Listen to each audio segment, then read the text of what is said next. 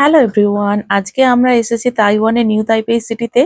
বাইতান suspension bridge দেখতে গিয়েছিলাম। তো দারুণ সুন্দর একটা সিনিক প্লেস আর নদীর ওপর ঝুলন্ত ব্রিজ, পর্যটকদের জন্য অত্যন্ত আকর্ষণের একটা জায়গা। ওখান থেকে এখন ফিরছি। এই দেখুন, এটা একটা খালের পাড়। আমাদের দেশগুলোতে যেমন খালের পাড়গুলোর দিকে আপনি চোখ ফিরে তাকাতে পারবেন না, এতটা দুর্গন্ধযুক্ত জায়গা, এতটা নোংরা অপরিষ্কার জায়গা। মানে আপনি 10 হাত দূর থেকেই এই খালপাড়ের গন্ধ নাকে পাবেন। কিন্তু এইখানে দেখুন, খালের পাড়টা এতটা সুন্দর করে সাজানো, এমন ভাবে লাইটিং করেছে যে মনে হবে যেন কোনো অনুষ্ঠান চলছে, বা মনে হবে যেন দেওয়ালি চলছে। আমাদের দীপাবলিতে বা দুর্গাপুজোতে ঠিক যেরকম ভাবে লাইটিং করে না, এখানেও দেখুন খাল পাড়গুলোতে এতটা সুন্দর লাইটিং করা। মানে এইটা দেখতেই পুরো চোখ ধাঁধিয়ে যাচ্ছে, কি সুন্দর দেখুন, পুরো খালপাড়টা জুড়ে এইভাবে লাইটিং করা। আর খালের জলে কিছু কিছু জায়গায় আবার মাছও ছাড়া রয়েছে। আবার যেখানটাতে মাছ নেই সেখানে ব্যাঙ, মাছের বিভিন্ন লাইটিং করা রয়েছে। ঠিক আমাদের ওই দুর্গাপুজো বা কালী পুজোয় যেরকম ভাবে লাইটিং গুলো করা থাকে, বিভিন্ন ধরনের ছোট ছোট পুতুলের লাইটিং করা করা থাকে, সেই রকমই এখানেও এইরকম খালপাড়গুলোতে লাইটিং করা রয়েছে। দেখেই মানুষের মন ভালো হয়ে যাবে। আর এখানে অনেকটা সময় আমরা দাঁড়িয়েছিলাম, দাঁড়িয়ে দাঁড়িয়ে এই জায়গার সৌন্দর্যটা দেখছিলাম। খালের ওপরে আবার কিছুটা অংশ কাঠের ব্রিজ করা রয়েছে। আমরা কাঠের ব্রিজ দিয়ে খানিকটা হেঁটে আসার পর তারপরে এই বাড়িগুলোর সাইড দিয়ে যে সরু গলির মতো রাস্তা রয়েছে, ওখান দিয়ে আমরা হেঁটে হেঁটে এই রোডের দিকে এলাম। দেখুন, পুরো খালপাড়টা ধরে যে লাইটিংটা ছিল এই রোডের কাছে এসে শেষ হয়েছে।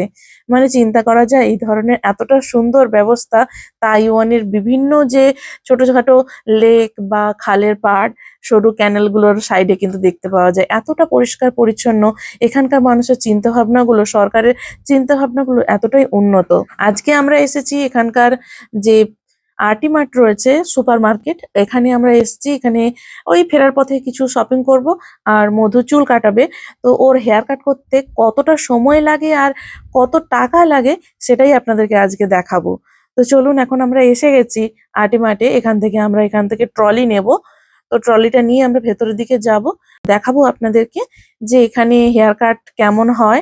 এখানে ছোট্ট একটা পার্লারের মতো করা রয়েছে, জাস্ট একদম ঢোকার সামনেটাই রয়েছে। এখন আমরা নিচে গ্রাউন্ড ফ্লোরে চলে এসেছি, যেখানটায় সুপার মার্কেটটা রয়েছে। ওখানে একদম সুপার মার্কেটের গেট দিয়ে ঢোকার মুখেই রয়েছে ওই ছোট্ট একটা পার্লার। ছেলে মেয়ে সবাই এখানে ওই একই পার্লারের মধ্যে হেয়ার কাট করছে, যারা কর্মীরা কাজ করছে।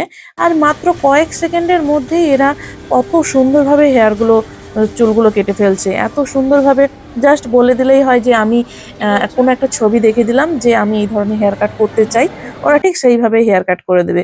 দেখুন, $110 করে লেখা রয়েছে, এবং প্রত্যেকে যে যেরকমই হেয়ার কাট করুক না কেন $110 করে নেবে। আর তার জন্য এখানে একটা টোকেন নিতে হবে, সিরিয়াল নাম্বার অনুযায়ী ওরা ডাকবে। জাস্ট ওই টোকেনটা মধু নিয়ে নিয়েছে, ওইখানে একটা মেশিন বসানো রয়েছে, ওখান থেকে টোকেনটা আমরা নিয়ে এখন এখন আমরা আল্টিমেটে ওয়েট এসেছি। করছি। মধুর এই যে হেয়ার কাট শুরু হয়েছে, ওকে মধু বসিয়ে সিরিয়াল দিয়েছে, নাম্বার 7 হেয়ার থেকে কাট এখন চলছে। হেয়ার কাট আর করবে। দেখুন, কত তাড়াতাড়ি, তো মাত্র এক্ষুনি হয়ে যাবে 10 হেয়ার কাটটা, মিনিটের মধ্যে তারপরে ওর আমরা হেয়ার কাট মার্কেট করবো, কমপ্লিট। মার্কেট শপিং করবো। আর ওদের তো মেশিন রয়েছে, এখন তো আমাদের দেশেও সব এই স্ট্রিমার গুলো দিয়েই সব চুল কাটে। একদম কত ইজিলি ওরা, মানে নিমেষের মধ্যে চুল কাটা কমপ্লিট। জাস্ট মধু একটা ছবি দেখে দেয় যে আমার এই ধরনের হেয়ার কাট করতে হবে, ওরা সেই মতো হেয়ার কাট করে দেয়। এখানে ছেলে কি মেয়ে কি কোনো আলাদা বিভেদ নেই। ছেলেরাও চুল কাটছে, মেয়েরাও চুল কাটছে, এবং আম, ছেলে মেয়ে সবারই এখানে চুল কাটানো হচ্ছে। দেখুন, ও তো বসে বসে রিল্যাক্স করছে, আর আমি মেয়েকে নিয়ে দাঁড়িয়ে রয়েছি। মেয়ে ঘুমিয়ে পড়েছে, সন্ধে হয়ে গেছে তো। ও এমনিতেই রোজ ওই দুপুর টাইমটা ঘুমোয়, আর বিকেল টাইমটা ওই স্কুলে যায়, ডে কেয়ারে যায়।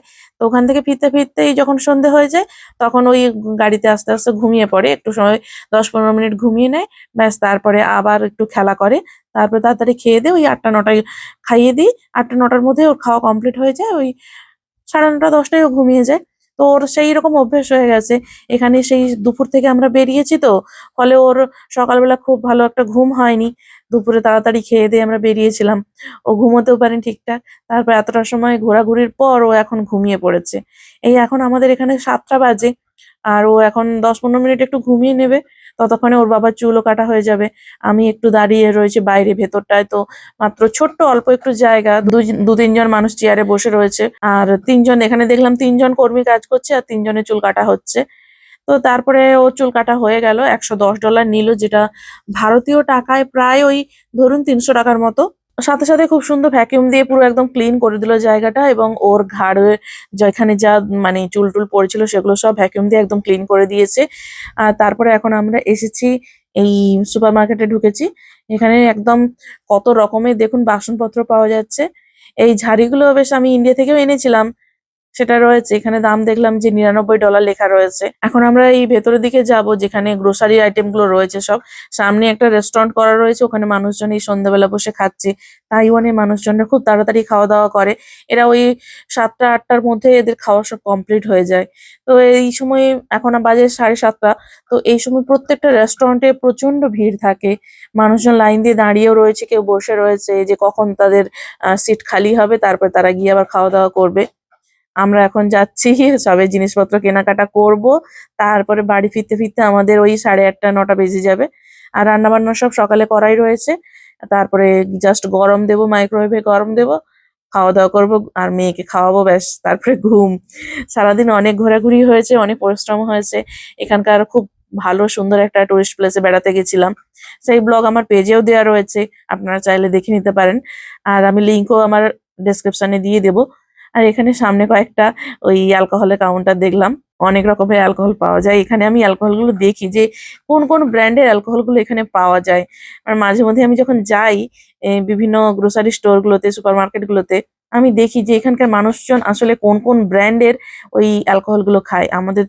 আমি তো গ্রামে মানুষ হয়েছি, ফলে গ্রামে দেখেছি মানুষজনরা কোন কোন ধরনের মানে দেশি মদ খায়।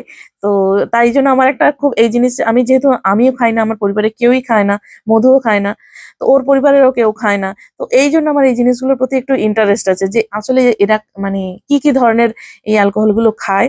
তো এখন আমরা ভেতরে এসেছি, আমরা ইন্ডিয়ান চাল খোঁজার চেষ্টা করছি। ইন্ডিয়ান নীলকমল বাসমতি রাইসটা এখানে আগে পাওয়া যেত, কিন্তু এখন দেখছি একদমই নেই, পাচ্ছি না। তো আমরা ওই ইন্ডিয়ান গ্রোসারি স্টোর ট্রিনিটি থেকে, ওখান থেকে আমরা ওই বাসমতি রাইসে যে ইন্ডিয়া গেট বাসমতি রাইসটা ওটা কিনে নিয়ে আসি। কিন্তু নীলকমলটা আর পাওয়াই যাচ্ছে না, একদম কোনো আটিমাটি পাচ্ছি না। এটাই আজকে খোঁজ করছিলাম। যাই হোক, অনেক খোঁজাখুঁজি করলাম, পেলাম না।